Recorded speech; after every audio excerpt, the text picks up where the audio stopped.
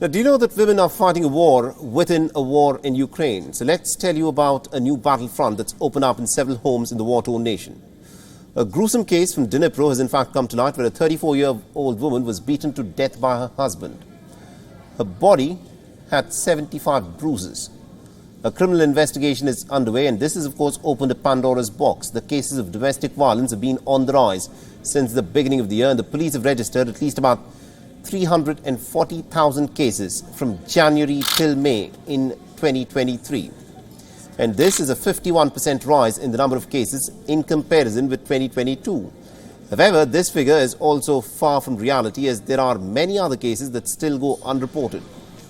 In the city of Dnipro in central Ukraine, a relief center run by the United Nations and the Ukrainian government now supports over 800 survivors of domestic violence. But out of this, only about 35% have filed complaints that show the root of this social menace. It runs pretty deep. And experts are pointing out that the rise in the number of cases of domestic violence is due to several factors, such as the rising stress, the economic hardship, unemployment, and the trauma inflicted by the war. Resources have now been stretched.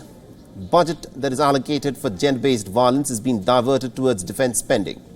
Funding has dropped from about $10.09 million in 2021 to just about $4.2 million.